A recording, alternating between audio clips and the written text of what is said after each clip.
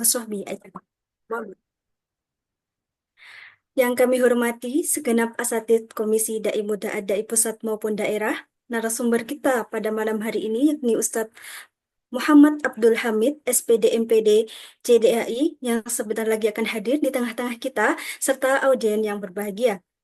Segala puji bagi Allah, Tuhan semesta alam. Kepadanya kami memohon pertolongan dalam urusan dunia dan agama. Atas segala nikmatnya, pada malam hari ini kita dapat hadir dalam acara kajian tematik Dai Muda Indonesia dengan tema Inovasi Media Dakwah Berbasis Digital. Salawat beriringan salam atas Nabi dan Rasul yang paling mulia, Muhammad Shallallahu Alaihi Wasallam, atas keluarganya serta para sahabatnya. Semoga kita sebagai umatnya mendapatkan syafaatnya di hari akhir kelak. Tak lupa, saya mengucapkan terima kasih dan sangat merasa amat terhormat diundang dalam acara kajian tematik Dai Muda Indonesia ini bersama segenap asatidz Komisi Dai Muda ADAI, pusat maupun daerah, pemateri yang hebat, juga seluruh audien yang sangat berantusias untuk kajian tematik Dai Muda Indonesia kali ini. Hadirin yang dirahmati oleh Allah, sebelum acara dimulai, kami himbau kepada audiens untuk wajib on cam, mematikan mikrofon apabila tidak ada instruksi untuk menghidupkannya, serta tidak mencoret-coret layar ketika sesi penyampaian materi berlangsung. Baik, sebelum melangkah lebih jauh, perkenalkan, saya Latifah Waidatul Hidayah, selaku pembawa acara akan menyampaikan susunan acara pada malam hari ini. Acara pertama, yakni pembukaan. Acara kedua, yakni penyampaian materi yang kemudian dilanjutkan dengan diskusi beserta tanya jawab dan praktik.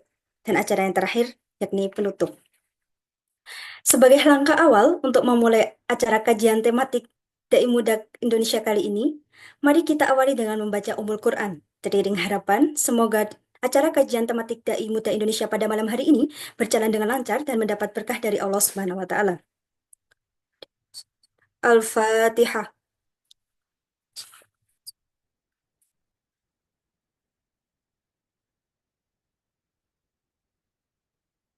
Amin ya Robbal Alamin. Hadirin yang berbahagia, perlu diketahui bahwasanya digitalisasi dalam dakwah mendorong inovasi media berbasis digital untuk mempermudah penyampaian materi secara sederhana, relevan, dan mudah diakses kapan saja. Oleh karena itu, para pendakwah perlu untuk mengembangkan strategi dan inovasi dalam memanfaatkan media digital untuk menyebarkan kebaikan dan mencegah kemungkaran. Oleh karenanya, pada malam hari ini nantinya kita akan belajar dan akan dikupas tuntas terkait praktek implementasi dua aplikasi dalam satu thumbnail atau pamflet dan stiker, kemudian bagaimana cara penggunaan aplikasi Pixel Lab, Background Eraser, cara menggabungkan hasil editing lab dan editing Pixel Lab dan Background Eraser dalam satu thumbnail, pamflet atau stiker, lalu menambahkan thumbnail dalam aplikasi YouTube. Baik, hadirin yang kami hormati, izinkan saya untuk menyampaikan CV pada pemateri malam hari ini, yakni pemateri kita adalah beliau Al-Ustadz Muhammad Abdul Hamid Mahmud, SPD MPD CDAI. Beliau beralamat di Jalan Kolonel Sugiono nomor 59, Kepuh, Kiriman, Waru, Sidoarjo. Nomor telepon beliau yakni 081327 297 356. Alamat email beliau yakni abdulhm0211@gmail.com. Kemudian untuk pengalaman beliau ini sangat luar biasa. Di antaranya beliau merupakan Komisi Departemen Dakwah GP Ansor PR Kepuh Kiriman Waru Sidoarjo. Kemudian beliau juga sebagai anggota GP Ansor PAC Waru Sidoarjo.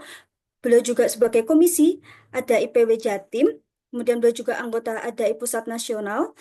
Selain itu juga ada beberapa pengalaman-pengalaman beliau luar biasa yang tidak dapat saya sebutkan satu persatu yang tanpa menghormati rasa kehormatan kepada beliau. Kemudian,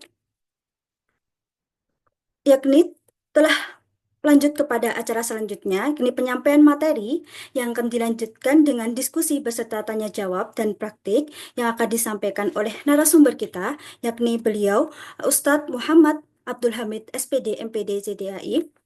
Kami ucapkan selamat datang Ustadz Abdul Hamid. Apa kabar Ustadz?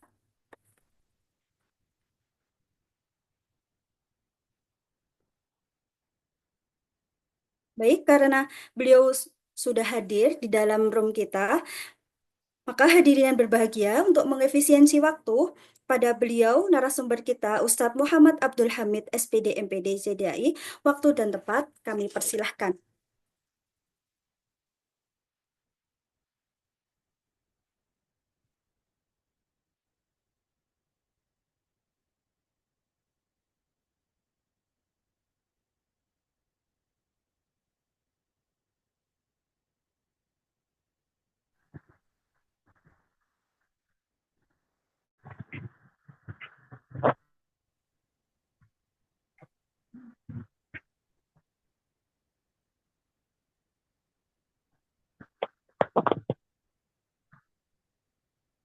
Assalamualaikum warahmatullahi wabarakatuh.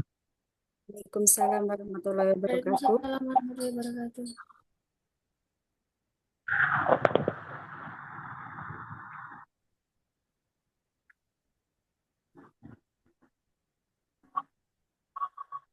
Selamat malam. Gimana kabarnya? Baik Ustadz. Alhamdulillah. Baik. Di sini cuacanya sedikit hujan, jadi sinyalnya ada sedikit gangguan. Suara saya terdengar dengan jelas. Nggih, jelas, Pak. Ini modelnya Ibu Latifah.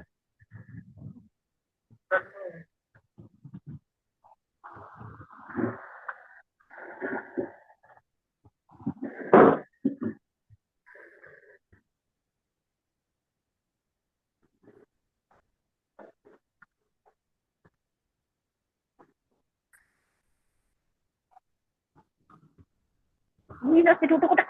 Oke, duduk. Kak Isa di WhatsApp.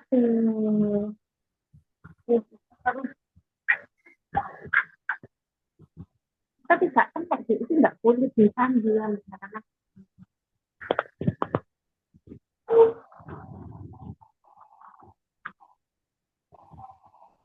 Halo, Assalamualaikum.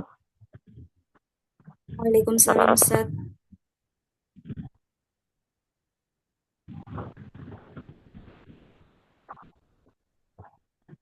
Ini ya, ada bicara narasumber sama admin.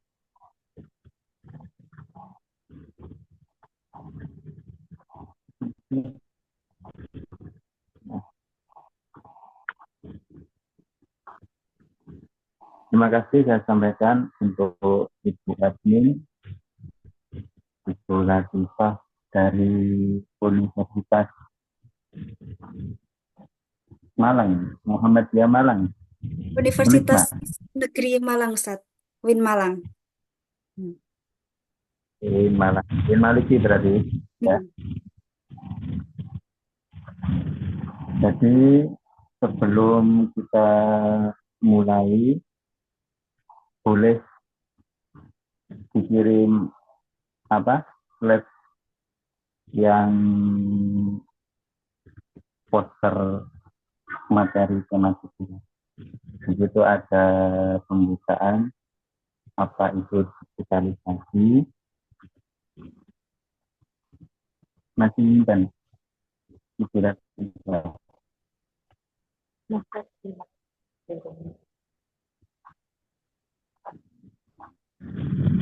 yang ada di background.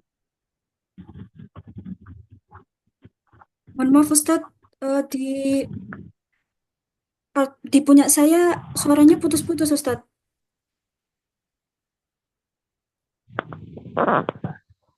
Boleh ditampilkan slide background yang ada di belakang itu.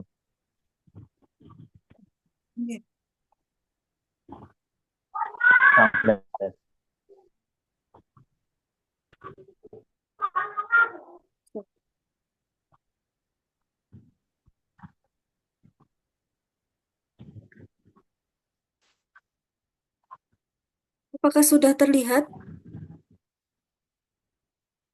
Ibu tadi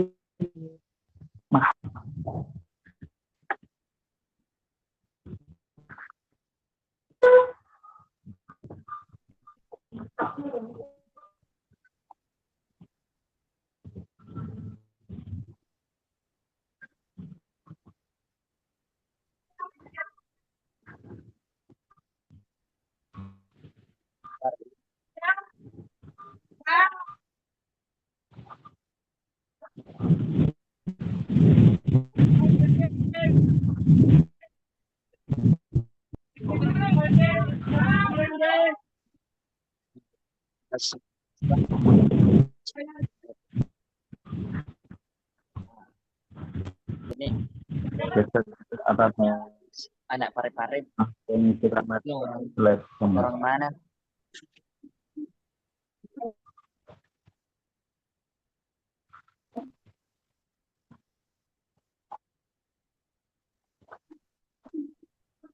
Apa? Dekat kampus.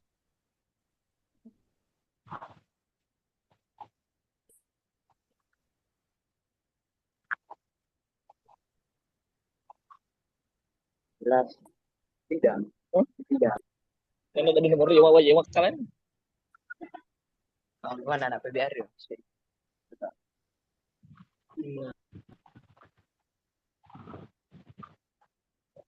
nah Saya. Atas kapan? jadi sebelum kita mulai pembahasan apa itu inovasi media dakwah edukasi digital, kita terlebih dahulu memahami apa itu digitalisasi. Jadi bagaimana sesuai dengan tema yang tertera di pamflet tersebut, digitalisasi itu merupakan suatu perubahan era baru di mana semua aktivitas kita, baik itu menyangkut ada bahkan kebutuhan kita sehari-hari pada era saat ini itu tidak terlepas dengan istilah digital. Contoh di bidang transportasi itu sekarang kita semuanya serba online. Kita bisa menggunakan Gojek, Grab, dan masih banyak lagi aplikasi-aplikasi digital di bidang transportasi. Yang mana pada era dulu tahun 2010 ke bawah, hal tersebut itu belum pernah kita bayangkan. Pada era saat ini, semuanya serba mudah, semua serba internet, semua serba digital. Tak terlepas dengan kegiatan kita sebagai generasi muda yang berfokus di bidang KI atau kita terjun di bidang mubalik, ini kita harus bisa, mau tidak mau kita harus mulai melek digital. Bagaimana cara atau teknik agar hasil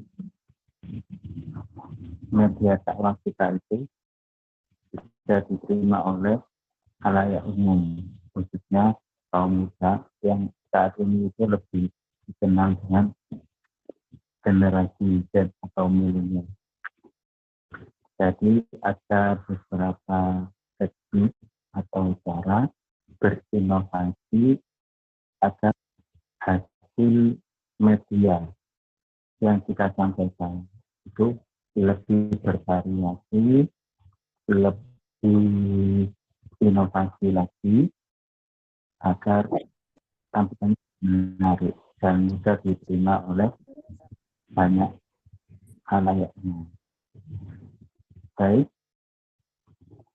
untuk admin boleh di-slide halaman pertama dari materi.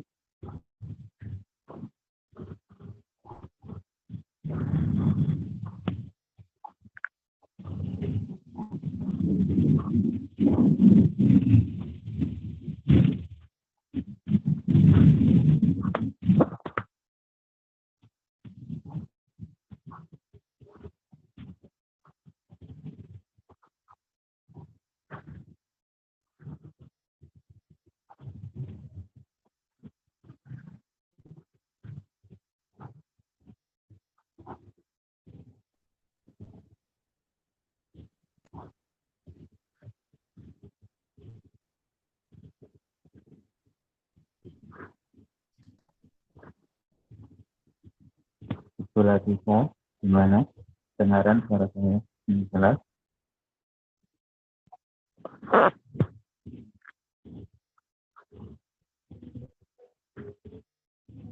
Tema kita pada malam hari ini, inovasi media dakwah berbasis digital, disusun dan dikembangkan oleh Muhammad Abdul Mahmud, SPC NPC, DKI, gelar terakhir saya telah mengikuti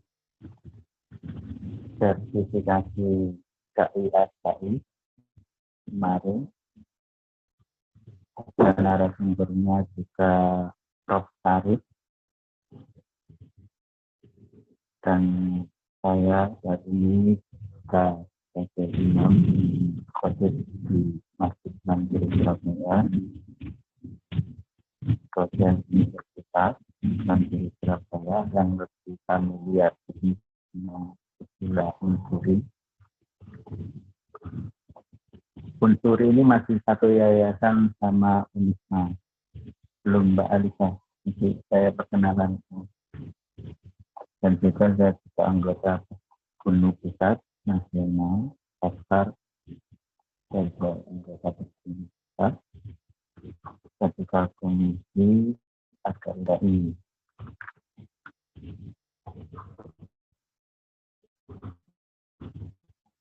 Poin yang akan kita bahas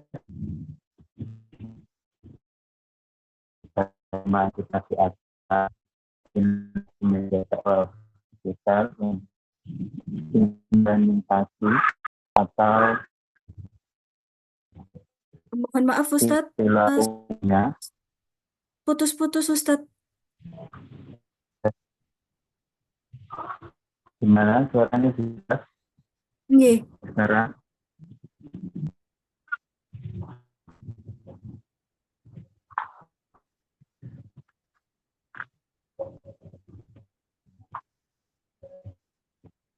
Boleh slide-nya, Mas?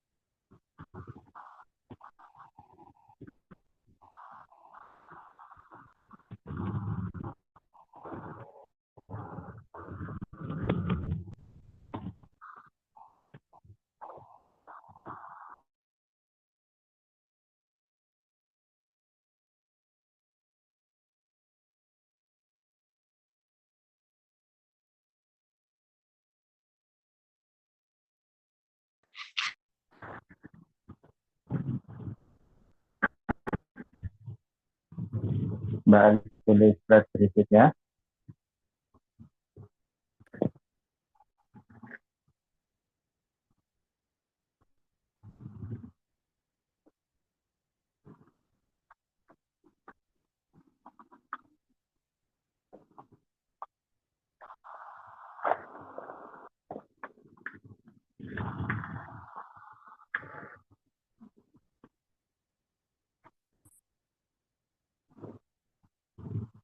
Halo, Mbak Alice.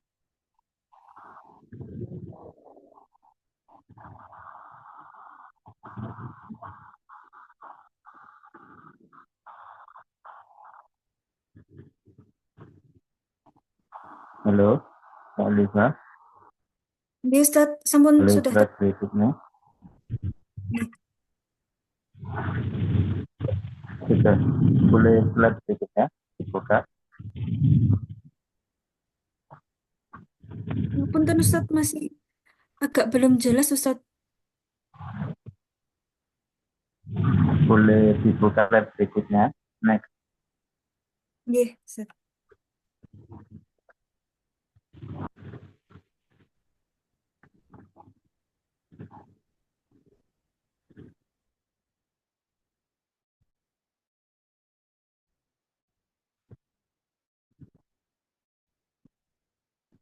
Implementasi yaitu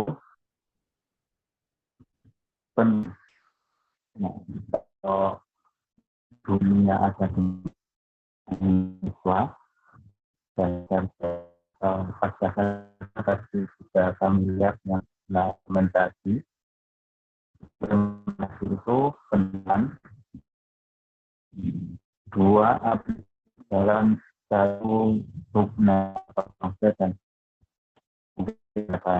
atau subnet software dan speaker.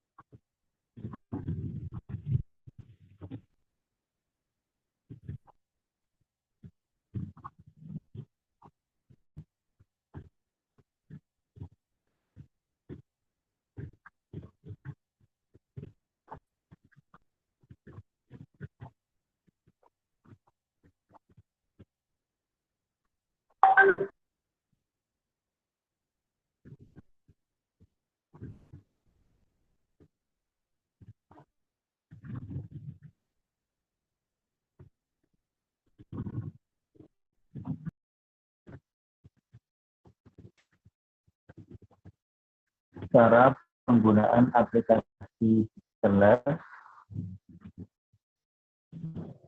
Poin ketiga, cara penggunaan aplikasi Interaktif. Lalu cara menggabungkan hasil dari keduanya, hasil dari aplikasi Slack dan juga Interaktif dalam satu segmen, template atau kita. Poin berikutnya, cara menambahkan thumbnail dalam aplikasi YouTube. Jadi thumbnail itu sebuah gambar yang dipasang dalam background awal saat video YouTube itu ditampilkan pada beranda YouTube atau tampil saat kita membuka aplikasi YouTube itu pasti muncul gambar-gambar yang menarik. Itu sebenarnya bukan cuplikan dalam video YouTube, tapi itu yang disebut thumbnail. Sehingga ketika orang melihat thumbnail kita itu tampilnya menarik, pasti akan diklik, akan ditonton. Baru dilanjutkan atau diarahkan dengan menonton video isi yang sesuai dengan judul pada dokumen YouTube tersebut. Nanti kita bahas. Lalu yang terakhir yaitu contoh hasil editing dari Pixelab, Webcam Enable, dan juga dokumen YouTube.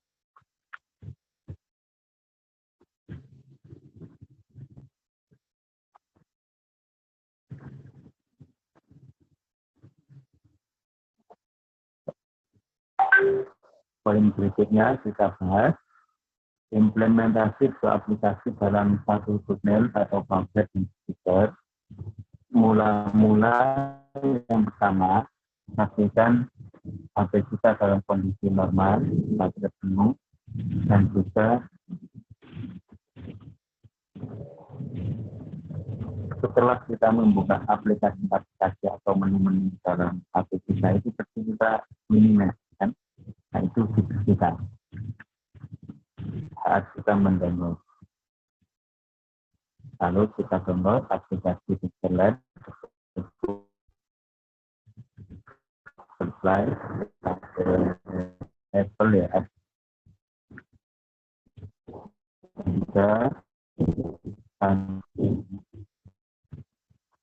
setelah kita membuka aplikasi Pixelab itu akan muncul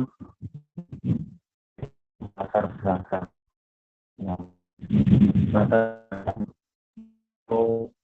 Ustadz, suaranya putus-putus, Ustadz.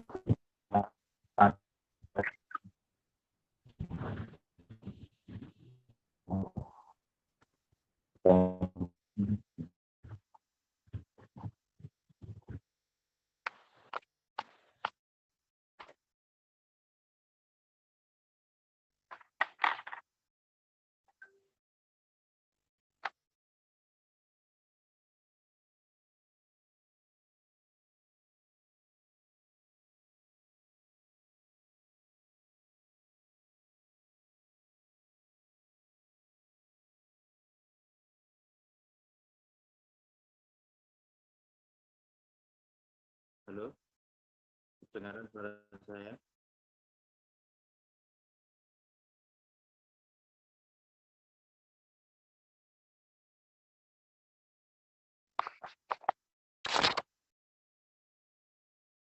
Halo,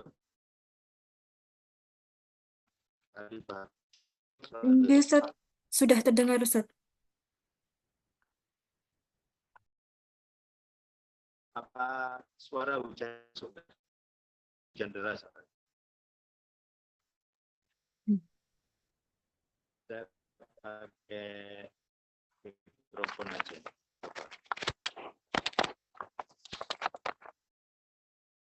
Tes, halo, kedengaran? Terdengar, tapi masih seperti putus-putus, ngoten, Ustadz. Halo, halo, ini kedengaran? Saya pakai Terdengar, Ustadz. mikrofon. Tapi agak sedikit putus-putus, Ustadz.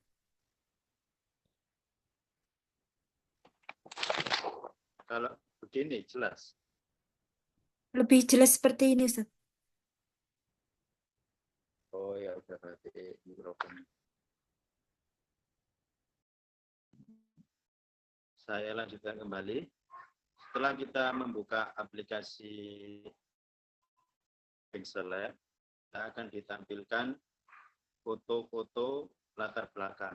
Nah, gambar latar belakang itu yang seperti dipakai Mbak Alifa saat ini. Nah, seperti yang di belakang. Tapi itu modelnya banyak, lebih dari 10 model. Itu kita pakai sebagai background kita. Kita mau edit sesuai kebutuhan kita, bisa digunakan untuk poster, thread, stiker, atau punya akun YouTube, punya TikTok, lain bisa menyesuaikan kebutuhannya mas. Setelah kita eraser di gambar atau di hasil kita. Nah, setelah kita foto, baik itu trigger, baik kita yang lain itu setelah saya akan masuk galeri, nanti akan galeri, di situ ada arahkan ada galeri kita.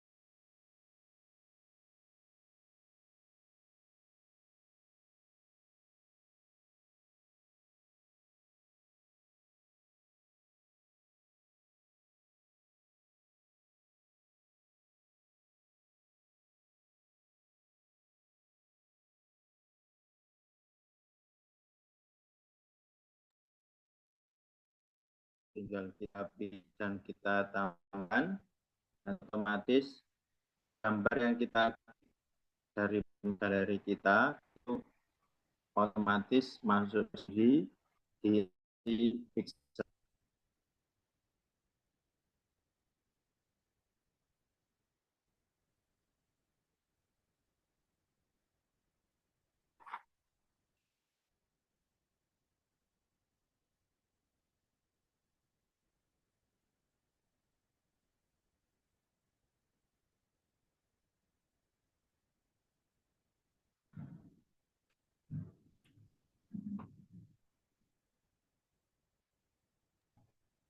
Mohon maaf, Ustadz.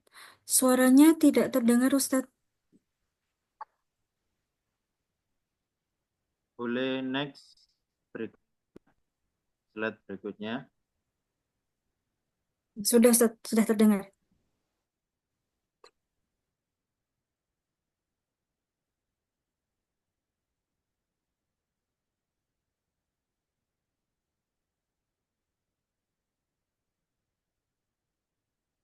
Cara penggunaan aplikasi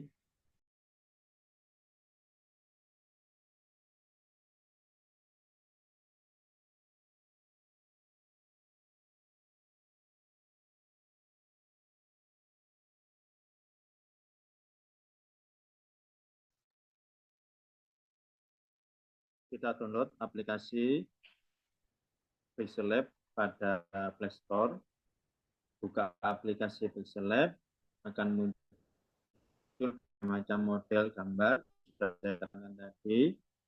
Lalu kita pilih salah satu background sesuai dengan kebutuhan kita masing-masing. Lalu kita tempelkan. Kita klik aja, nanti otomatis masuk sendiri pada aplikasi tersebut. Selanjutnya ada menu teks. Di situ ada menu teks di mana kita bisa tulis judul atau kegiatan kita pada aplikasi Pixel tersebut. Nanti setelah kita menulis akan menu editing.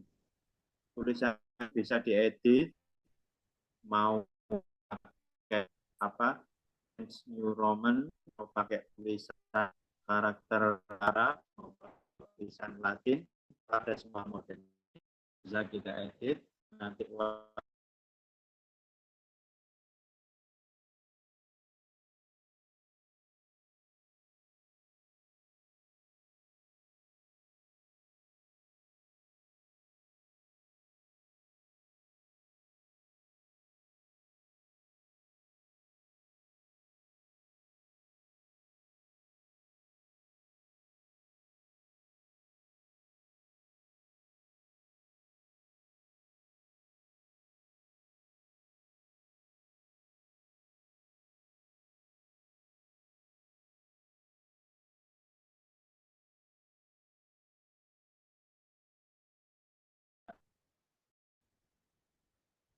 visual galeri kita, baik gambar yang ada screenshot ataupun kamera atau hasil aplikasi yang lain akan dan ditambahkan di aplikasi tersebut.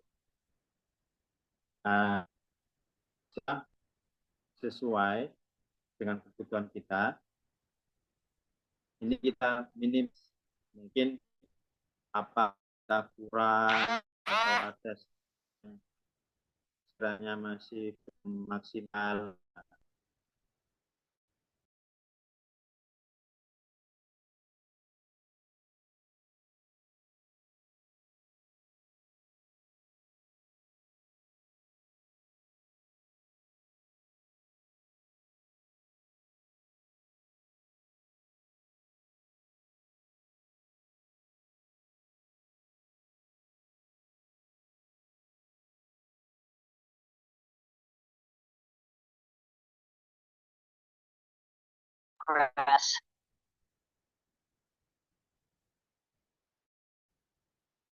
Nah, slide berikutnya, Mbak Alika.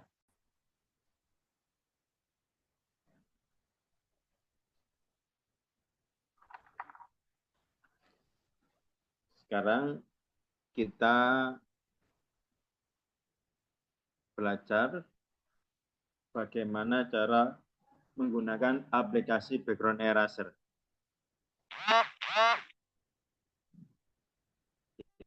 Kita awal-awal terlebih dahulu kita download lagi di Play Store istilah aplikasi eraser, atau yang tidak familiar dengan bahasa Inggris atau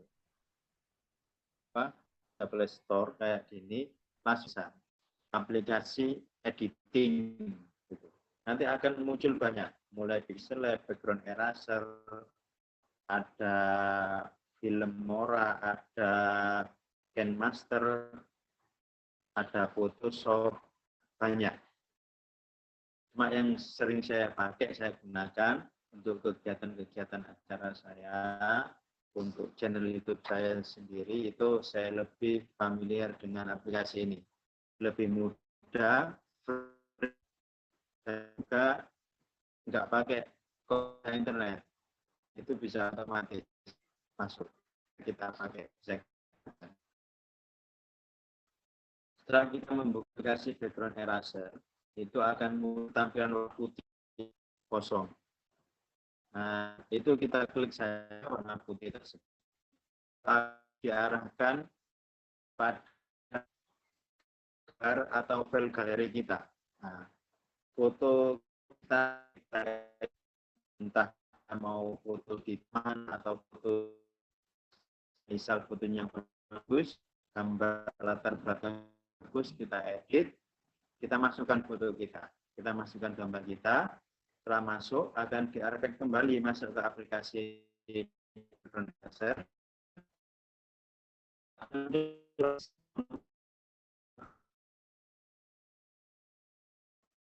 Cara membuat foto, menghapus atau sekarang mungkin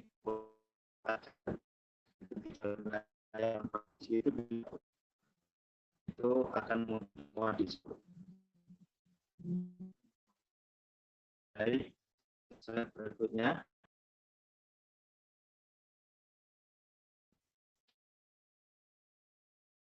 Slide berikutnya.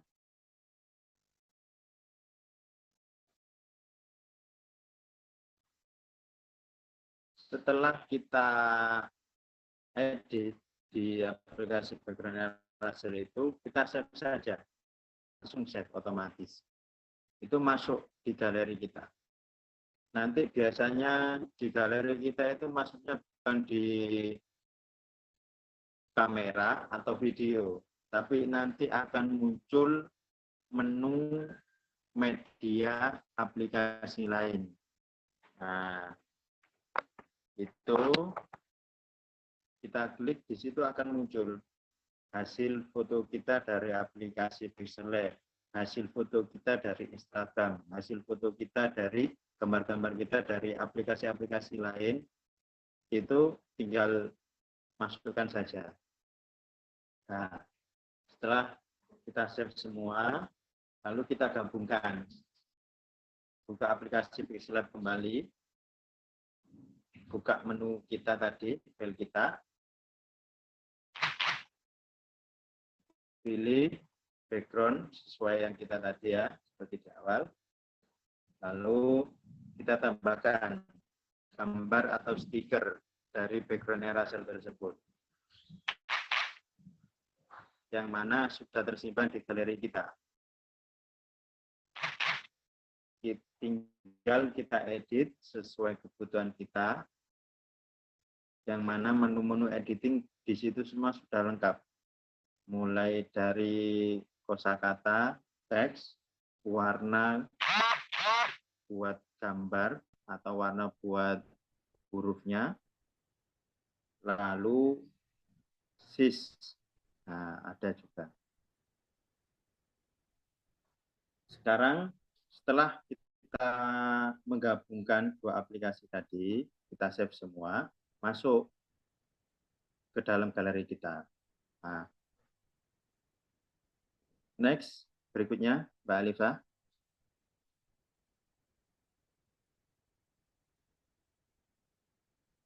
Sekarang kita mengenal apa itu thumbnail YouTube. Sudah saya paparkan sedikit tadi di awal atau di pertengahan materi kita. Thumbnail YouTube adalah gambar kecil yang berfungsi sebagai pratinjau video di YouTube. Thumbnail YouTube berperan penting untuk menarik perhatian penonton, viewer, dan mendorong mereka untuk mengikuti atau mengklik video yang kita upload. Cara menambahkannya setelah melalui hasil editing dari hasil background Eraser dan Pixellab yang kita gabungkan tadi, maka kita save ke dalam galeri HP kita masing-masing. Kita masukkan ke dalam YouTube Studio. Kita buka aplikasi YouTube Studio. Yang tidak punya YouTube Studio, aplikasi bisa masuk di Google Chrome. Nah, itu nanti muncul sendiri, ada pengaturannya. Nanti pengaturannya kalau lewat HP itu tampilannya di Google Chrome itu seperti layar komputer. Klik channel saya, atur video, maka akan muncul menu deskripsi. Nah, di menu deskripsi tersebut ada tampilan thumbnail. Pilih gambar thumbnail yang sudah kita edit tadi, kita taruh mau dipakai di bagian awal video, atau pertengahan, atau di akhir video, sesuai dengan kebutuhan kita masing-masing. Dan diketahui thumbnail ini harus sesuai dengan judul video kita. Biasanya kalau thumbnailnya bagus, judulnya bagus, tapi tidak menggambarkan isi dari video tersebut, itu kedeteksi oleh pihak YouTube. Biasanya dihapus itu, di banned, nggak boleh. Itu kan termasuk penipuan publik. Setelah itu kita akan diarahkan ke menu galeri kita, tinggal kita pilih hasil thumbnail kita. Habis itu kita masukkan saja, nanti otomatis muncul pada kolom deskripsi tersebut, lalu save di tampilan YouTube Studio. Nanti otomatis berubah sendiri. Dan ketika kita buka YouTube kita di beranda YouTube, itu akan muncul thumbnail kita yang menarik, yang hasil editing kita. Baik, next berikutnya langsung kita lihat contoh dan gambar dan hasil dari editing itu seperti apa. Hasil editing saya ini sehari-hari saya gunakan. Nah, yang pertama hasil Pixellab. Jadi tampilan awal Pixellab itu seperti di gambar paling atas pojok bagian kiri. Nah, itu tampilannya. Yang bawah itu menu backgroundnya itu. Ada banyak, ada 10 atau 11 itu. Tinggal sesuai kebutuhan kita. Kalau di mana Ustadz kalau nggak sesuai, maksudnya saya pengen gambar pelangi, tapi di situ nggak tersedia. Tinggal kita cari gambar pelangi di YouTube, kita screenshot, lalu kita tampilkan di situ. Tinggal kita tambahkan, nanti otomatis berubah sendiri. Biar warnanya lebih jreng atau lebih mencolok sesuai dengan gambar yang kita sesuaikan, ambil background yang berlatar belakang polos, warna putih polos. Itu kalau kita mau ngedit pakai warna-warna lain, itu kelihatan warnanya. Kalau warna hijau, lebih hijau. Kalau warna belakangnya, background-nya belakang itu agak gelap, maka gambar-gambar yang kita tampilkan itu gelap juga. Warna-warna yang lain pun ikut gelap. Dan ini hasil editing kita, editing saya maksud saya. Ini itu saya gabungkan 3 aplikasi. Jadi background yang belakang itu saya ambil dari Google. Lalu yang foto saya itu saya pakai editingnya dari hasil Instagram. Jadi di Instagram itu ada menu buat kontras. Nah, habis itu untuk tulisan dan stiker ini, tulisan bahasa Arab sama terjemahan, saya ambil dari YouTube. Bukan, saya ambil dari Google. Saya tempelkan, gitu saja. Baru saya edit. Nah, ukuran thumbnail itu seperti ini. Lebih lebar, panjangnya nggak seberapa, seperempat gitu. Oke. Nah, ini yang disebut thumbnail. Nanti tinggal kita masukkan, otomatis masuk di YouTube kita, yang punya YouTube. Next, kalau ada pertemuan berikutnya, saya coba mengajarkan, belum maksud saya.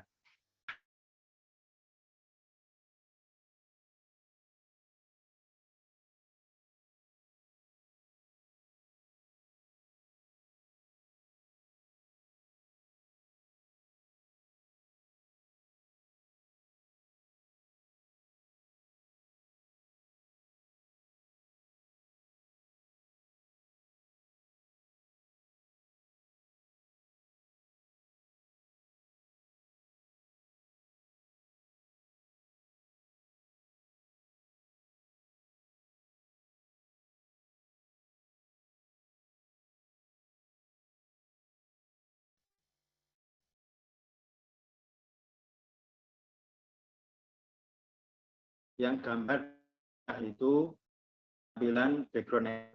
Nah, yang saya terangkan tadi, ketika kita aplikasi background, maka tampil akan warna putih polos. Itu diklik foto-foto isi galeri kita. Nah, ini ada foto saya yang sudah saya potong. Background belakangnya ini ketika saya ada undangan, itu saya potong belakangnya jadi sebuah stiker. Yang ini saya ambil dari Google. Kebetulan waktu itu saya collab dengan Mas Danu. Itu vokalnya ST Pusat Sabelu Tauba. Saya potong, saya gabungkan. Nah, hasilnya seperti ini. Setelah saya hapus semua latar belakangnya, nah, stiker-stiker ini bisa dimasukkan ke Pixel Lab langsung. Tinggal ditambahkan saja. Yang terakhir, video paling bawah, gambar paling bawah, itu pojok bagian kiri, tampilan menu YouTube Studio. Tampilannya jadi seperti ini. Ini saya pakai HP, tapi layarnya itu akan ditampilkan seperti layar komputer. Seperti kalau kita buka YouTube di komputer atau di rental. Nah, yang pojok bagian kanan itu tampilan menu thumbnail YouTube atau deskripsi. Jadi kita buka judul kita klik akan muncul di atas itu bagian deskripsi, pertengahan itu bagian thumbnail, kita klik thumbnail, kita masukkan gambar hasil editing kita. Yang paling bawah itu tag. Tag itu seperti kata yang sering di YouTube sesuai dengan isi dan video kita.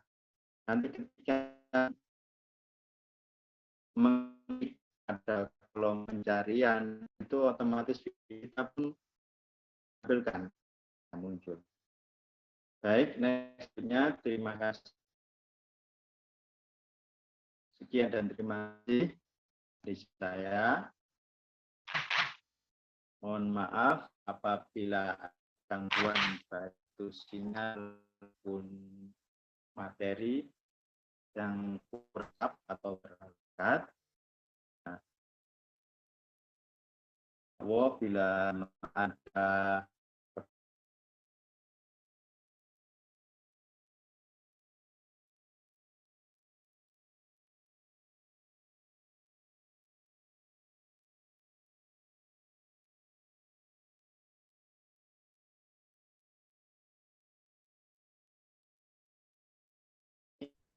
editing video content itu di akun saya, bisa dikunjungi akun saya Hamid Official itu kurang startnya udah 4.000, viewernya sudah insya Allah 200.000. Saya kembalikan pada moderator Mbak Alina. Baik, terima kasih Ustadz atas penyampaian materinya yang luar biasa. Alhamdulillah telah selesai sesi pemateri yang luar biasa oleh narasumber beliau, yakni Ustadz Muhammad Abdul Hamid, SPD, MPD, CDAI. Dan untuk selanjutnya kepada audiens yang ingin bertanya, kami persilahkan dengan raise hand, dan untuk penanya kami batasi 3 terlebih dahulu. Selanjutnya untuk penanya yang ingin bertanya silahkan raise hand dan kemudian memperkenalkan diri dengan menyebutkan nama dan asal, kemudian dilanjutkan dengan pertanyaannya apa. Baik, mungkin bisa saya mulai terlebih dahulu. Ustadz, izin bertanya, apakah ada kendala yang biasanya dihadapi oleh seorang konten kreator dalam berdakwah itu kira-kira seperti apa, Ustadz? Jadi gini, Mbak Alifa, kesulitan kita, saya ini mendirikan aplikasi atau membuat channel YouTube itu kurang lebih dari 2018. Jadi di awal-awal itu saya sangat kesusahan untuk cari viewer atau penonton. Karena hampir tidak ada peminatnya. Jadi yang lebih banyak pencarian di YouTube itu anak-anak itu video lucu-lucu. Terus komedi. Habis itu tayangan-tayangan cuplikan dari TV-TV itu yang dipotong-potong. Itu lebih menarik. Apalagi yang anak-anak muda itu musik-musik itu. Jadi kalau kita membuat video yang sifatnya monoton, berdakwah secara monoton, cuman video ngaji, cuman video undangan, pengajian, khataman, lalu kita tinggal upload gitu saja, itu sulit atau mustahil dapat viewer banyak. Kecuali kalau public maksud kita kiai atau dai mana-mana, kita punya jamaahnya, kita majelis tabligh akbar, majelis tabligh kajian Islamnya, kita punya grup itu share, itu mudah, jamaah kita sendiri yang nonton. Kita misal jadi kepala, kita punya grup itu murid kelas atau guru-guru, kita share itu mudah, Pak. Tapi bagaimana kalau yang dai-dai yang istilahnya bangun, istilah baru membangun karakter, ya cara promosinya, cara menampilkan kita, model dakwah kita, ya media digital. Waktu itu membuat channel Hamid Official sama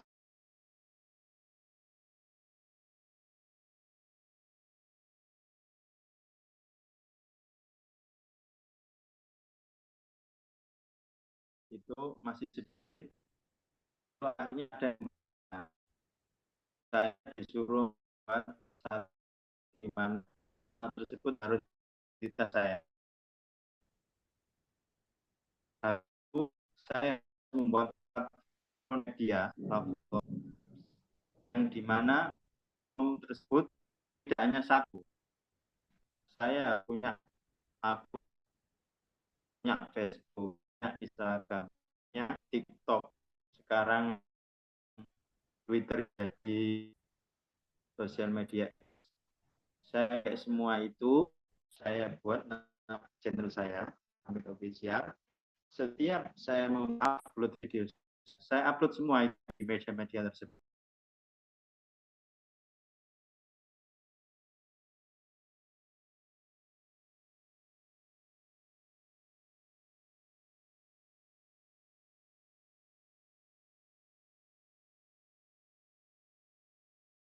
Progress. Setiap saya ngupload itu pasti ada yang like, ada yang komen. Yang komen dan like di aplikasi TikTok, Facebook, Instagram, otomatis akan berkunjung ke YouTube saya. Nah, dari situ akhirnya saya tahu strateginya. Saya masih belum mengenal istilah editing waktu itu. Saya cuma ngupload gitu. Habis itu saya mulai kenal sama kameramen. Nah, di situ saya dikasih tahu. Ini aplikasi buat edit hasilnya kayak gini, gambarnya bagus. Ternyata yang ditawarkan aplikasi-aplikasi tersebut berbayar semua. Hampir sekarang banyak aplikasi berbayar. Itu per bulan ada yang 20, 29, 30 gitu.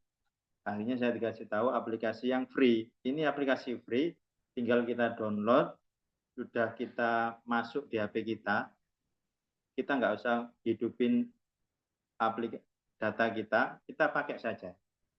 Sudah. Cuman ada bedanya dengan aplikasi yang non free, itu tampilannya lebih lengkap. Habis itu setelah saya mengenal ini, itu tampilannya bagus. Ketika saya share di grup-grup, kan kebetulan saya sedang menempuh doktoral ya. Jadi ada grup alumni pondok, ada grup alumni sarjana, pasca sarjana, doktoral, GPA, itu saya sebut mudah. Itu pun saya berhenti sekarang untuk metode seperti itu. Saya rasa terus saya kenal orang.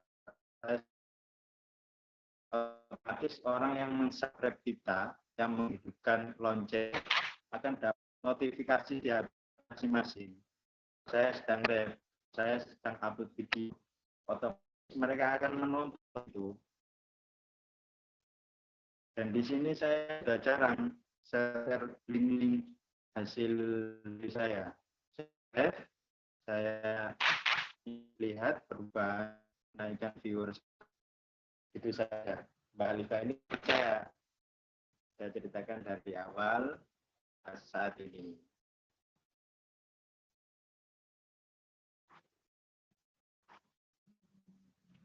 Baik.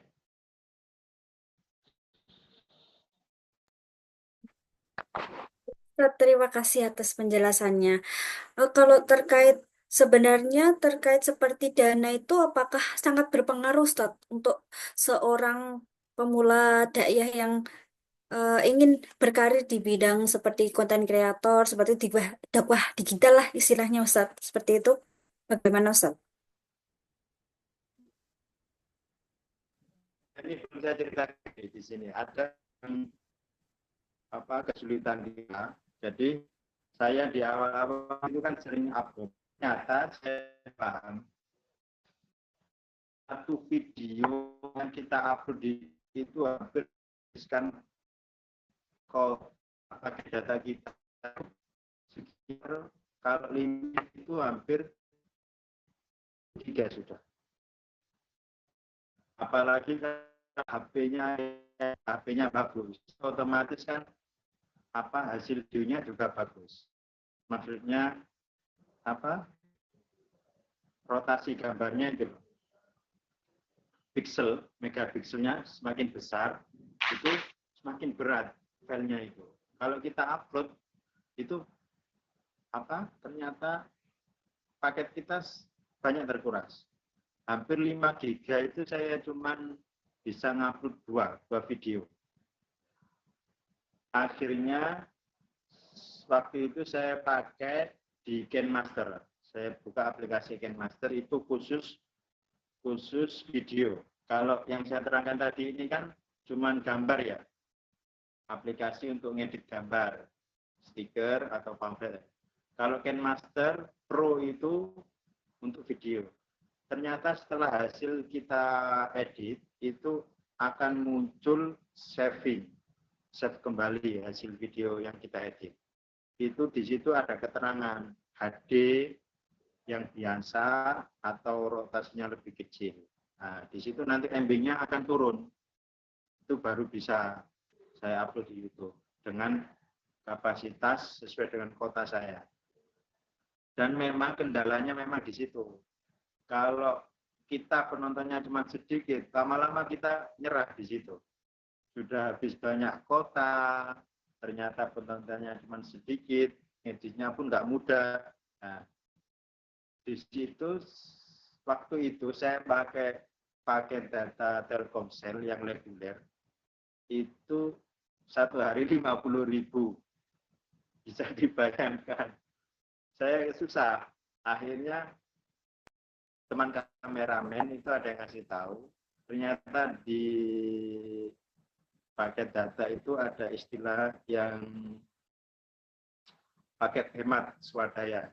Di situ tinggal kita beli, gak usah beli yang paket data langsung di counter. Kita beli pulsa biasa, kita klik bintang 363 kalau pakai Telkomsel, nanti itu akan muncul paket-paket di mana 20 giga 50.000 dalam 30 hari.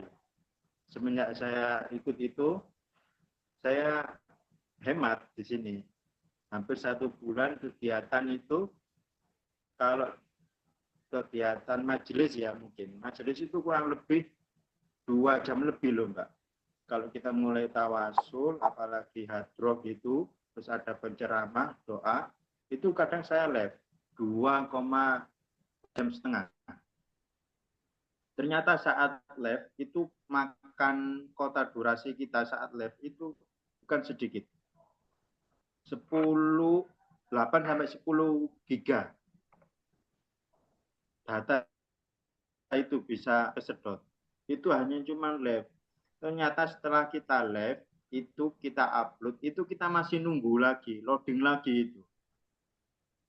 Loadingnya pun kalau sesuai dengan durasi, semakin lama durasi kita video, loadingnya pun akan semakin lama diupload. Jadi setelah kita ngupload itu ada istilahnya loading transfer video dari galeri kita ke pihak YouTube.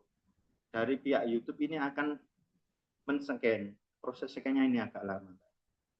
Tapi kalau sudah berhasil, sudah berhenti. Tinggal kita lihat YouTube melalui paket data gitu saja. Ini yang saat itu saya kelelahan di sini. Apalagi kalau kayak undangan di pelosok-pelosok itu, kayak di Lamongan, di Gresik, Mojokerto, lalu peminatnya banyak, minta live streaming, minta video. Sedangkan modal dari saya semua. Saya bawa lighting, jadi saya nggak cuma ngaji, saya juga bawa lighting, bawa tripod sendiri, saya live sendiri, itu pun dari modal kota saya sendiri. Itu kesusahan kalau kita nggak paketkan atau join pihak pulsa yang kita pakai sendiri, itu kita kesusahan. Kalau hanya cuma pakai reguler gitu, kita harus paketkan paket data kita kalau memang mau fokus di sini, biar pengeluarannya tidak banyak. Sebenarnya ada cara untuk menaikkan viewer, tapi di sini agak sedikit istilahnya bodong lah. Agak kita curi-curi cara gitu, tapi bisa lolos dari pihak itu. Tapi nggak bisa ya sebutkan, soalnya ini kan untuk umum ya. Saya cuman kasih trik-triknya gimana untuk menarik minat penonton biar menonton video kita. Sebenarnya satu HP itu bisa dipakai 100 viewer. Jadi satu akun Google kita itu kita tinggal tambahkan email. Kita buat email, kita buat password, banyak itu bisa. Sampai 11 email pun bisa. Nanti kita subscribe sendiri. Itu di awal-awal saya itu ada trik-trik istilahnya nyolong lah, nyolong viewer, nyolong bahasa Jawanya, nyolong subscribe. Waktu itu saya pakai 3 HP. Bisa dibayangkan, kalau satu HP saya bisa buat 11 aplikasi sampai 15, berarti cuma satu akun tanpa ada penonton, penontonnya saya sendiri, saya bisa menghasilkan 50 subscriber. Dan untuk penonton itu saya akalin begini waktu itu, di awal-awal. Jadi orang-orang itu kadang seperti ini, Mbak Alifah. Kalau subscribe kita, viewer kita masih sedikit, walaupun video kita bagus, itu terkadang nggak ada yang nonton. Malah subscribe-nya kecil, penontonnya sedikit, gitu. Diremehkan. Contohnya, coba kita lihat, artis-artis. Itu makan saja, itu viewernya banyak. Karena memang akunnya itu sudah tinggi, sudah jutaan viewer, sudah MM-an itu. Tinggal dia kegiatan apapun biasa saja, itu banyak penontonnya di situ. Jadi waktu itu saya membangun image channel saya ini biar kelihatan nggak diremehkan. Walaupun videonya nggak menarik, tapi wah, subscribe-nya banyak, viewernya banyak. Berarti ini bukan orang biasa gitu. Biar tampilannya seperti itu. Itu video-video yang saya upload, itu saya masukkan, itu ada di kolom playlist. Di YouTube itu ada menu playlist. Di playlist itu ada menu berputar, putar ulang. Jadi setelah kita menonton video kita yang di bagian awal sampai akhir, itu akan menonton kembali di awal lagi. Otomatis viewer kita tambah sendiri. Kita tinggal cari tempat nongkrong yang ada wifi-nya free. Kita bawa HP. Biasanya kan sekarang banyak toh anak-anak itu HP-nya nggak cuma satu loh, 2 atau berapa gitu. Buat main Mobile Legends sendiri, buat YouTuber sendiri, soalnya kan mudah panas. Itu tinggal dihidupkan, nonton YouTube, kita putar playlist, nanti otomatis video yang nomor 1, setelah melewati nomor 1 kan next berikutnya, video berikutnya. Sampai akhir video nomor 10, kembali lagi ke nomor 1, itu playlist. Jadi dibiarin saja, itu otomatis berputar sendiri. Ketika saya sudah membangun kurang lebih 1000 viewer, 1000 subscribe, itu baru saya berani menampilkan channel YouTube saya. Saya share-share di grup itu. Banyak yang nonton. Akhirnya kan nggak diremehkan. Waduh, Pak Hamid subscribe-nya udah 1000 gitu. Banyak yang ngasih komen-komen bagus. Gitu. Dan sampai sekarang sudah 4000. Sekarang saya sudah nggak tinggal share-share lagi, tinggal live streaming, tinggal live, tinggal upload, otomatis viewer yang sudah pernah subscribe kita, klik tombol lonceng kita, itu kan dapat notifikasi. Penting kalau kita habis ngecas HP, habis itu kita hidupkan, kita buka pakai data, pasti akan muncul notifikasi banyak dari YouTube. Itu notifikasi channel YouTube yang pernah kita klik tombol loncengnya. Di situ kita kayak seperti dipamerin, diiming-iming. Biar kita nonton YouTube lagi. Nah, termasuk YouTube saya yang sudah pernah saya nonton video saya. Dan sekarang ini saya tidak ngupload, tidak ngapa-ngapain. Itu kenaikan viewer saya per hari 100 viewer. Enggak saya apa-apain, naik sendiri sudah. Kadang kalau semakin banyak penontonnya, itu pihak YouTube itu akan merekomendasikan video yang direkomendasikan. Artinya ketika kita membuka aplikasi YouTube, tidak ada angin, tidak ada hujan, tiba-tiba video kita itu muncul di beranda pertama. Ketika orang melihat itu kan otomatis itu yang ditonton. Kalau kita jarang ngupload, kita jarang share, nggak ada yang nonton, ya video kita tenggelam, nggak ada yang nonton pula. Jadi seperti itu, Mbak. Baik, Insya Allah sangat hebat sekali perjuangan Ustadz Hamid ini dalam berdakwah digital, Masya Allah sekali. Yang tentunya nanti bisa menjadi pembelajaran bagi kita semua dan juga inspirasi untuk teman-teman semua agar tetap semangat dan jangan putus asa untuk berdakwah secara digital. Baik, seperti itu nggih Ustadz nggih. Nah, baik audiens sekalian, karena waktunya sudah mau habis, yakni sudah mencapai, oh, enggak ada satu pertanyaan, apakah jenengan kersa dijawab atau bagaimana Ustadz? Tetap masih ada 10 menit, 25.2. Kita Nggih, sampai jam 21. 21.00. Baik, saya bacakan pertanyaannya nggih Ustadz. Izin bertanya Ustadz, untuk konten materi dakwahnya sendiri bagi pemula itu seperti apa saja ya Ustadz? Pertanyaan dari Bapak Asriyadi. Baik, ini pertanyaan yang sangat bagus.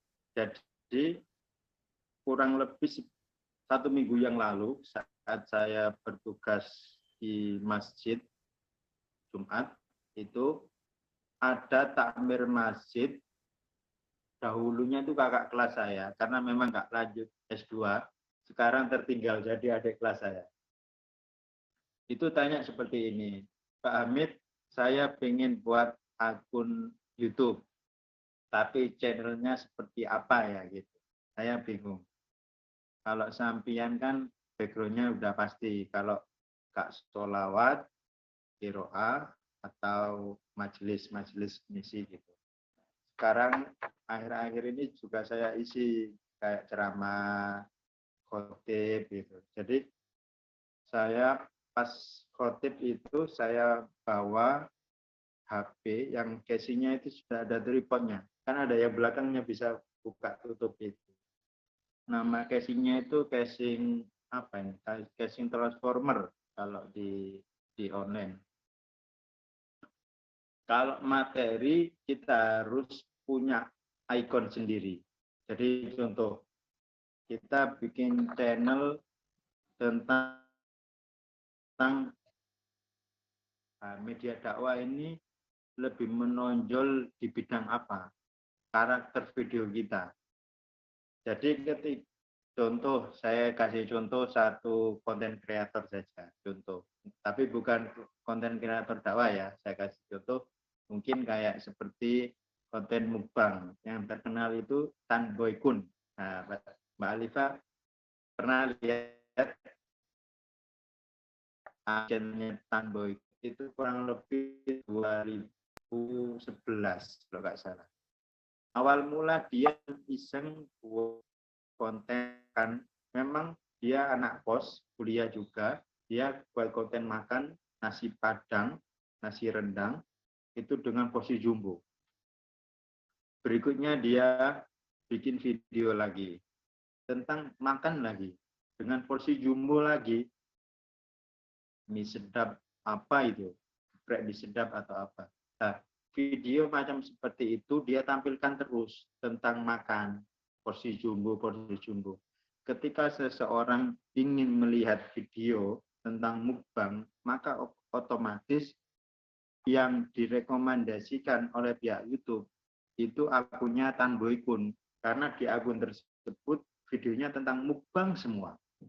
Nah, sama seperti saya waktu di awal-awal itu, saya itu lebih di konten sholawat hadroh karena basic saya di situ. Saya awalnya itu qori, vokal.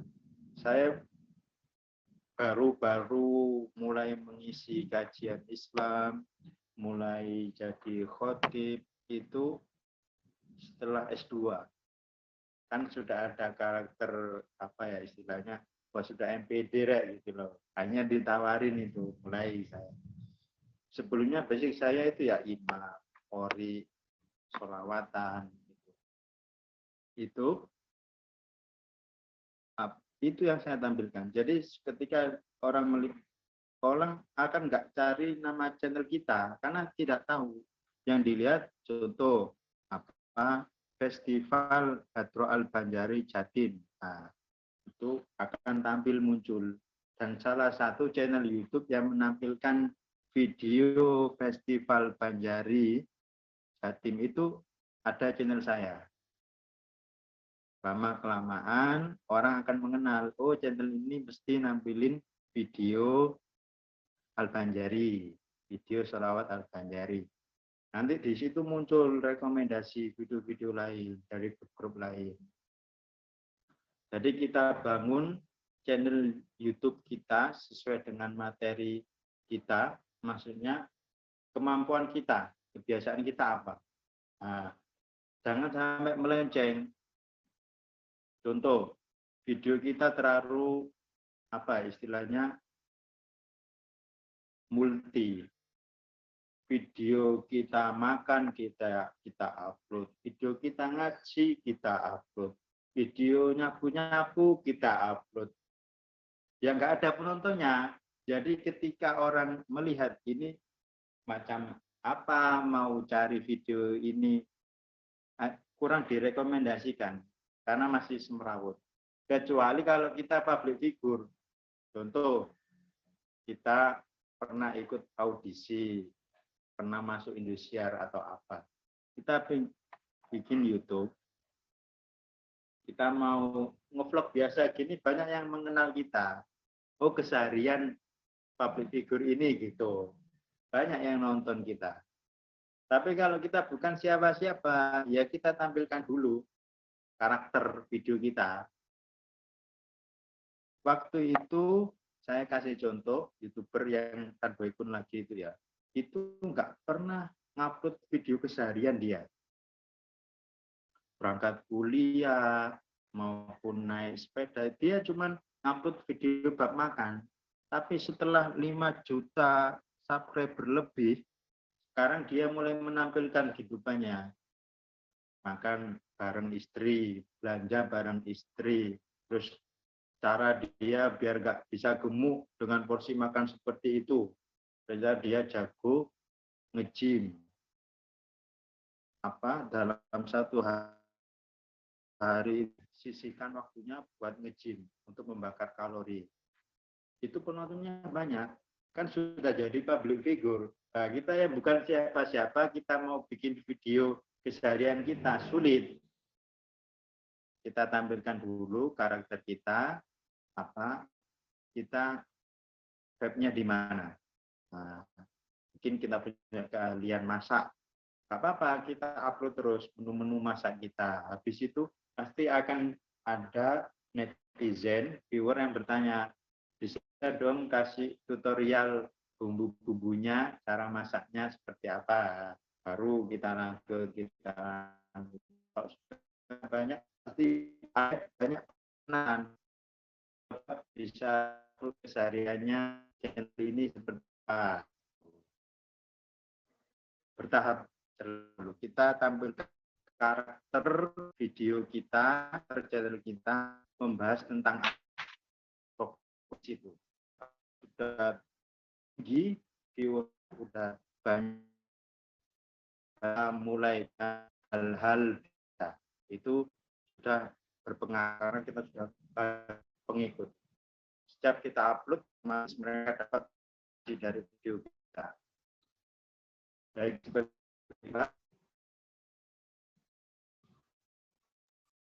Baik, untuk Saudara Asriyadi, apakah dapat dipahami atau ada feedback? Terima kasih, Mbak. Baik, untuk selanjutnya, ada pertanyaan tambahan dari teman-teman? Karena waktunya sudah menunjukkan pukul 21.00, maka dapat Saya simpulkan saja bahwasanya dari diskusi pada malam hari ini, yakni yang pertama, digitalisasi telah membuka peluang besar dalam pengembangan media dakwah yang lebih modern, efektif, dan juga efisien. Kemudian, dengan melalui teknik-teknik yang tadi telah dipaparkan oleh narasumber, maka diharapkan pendakwah mampu menciptakan media dakwah yang relevan dengan kebutuhan zaman, efektif dalam menarik perhatian masyarakat, dan sesuai dengan prinsip dakwah yang sudah dipahami dan serta mempunyai dampak positif. Baik, karena kita telah berada di penghujung acara, kami ucapkan terima kasih dan apresiasi setinggi-tingginya untuk pemateri hebat kita pada malam hari ini yang telah memberikan materi yang Masya Allah sangat keren sekali. Dan saya juga mengapresiasi kepada seluruh audien yang telah hadir dan menyimak dengan antusias. Dan untuk terakhir kalinya, saya izinkan kepada seluruh audien untuk on cam terlebih dahulu pada sesi dokumentasi. Baik, silahkan seluruh audien untuk membuka kamera untuk sesi audien, untuk sesi dokumentasi.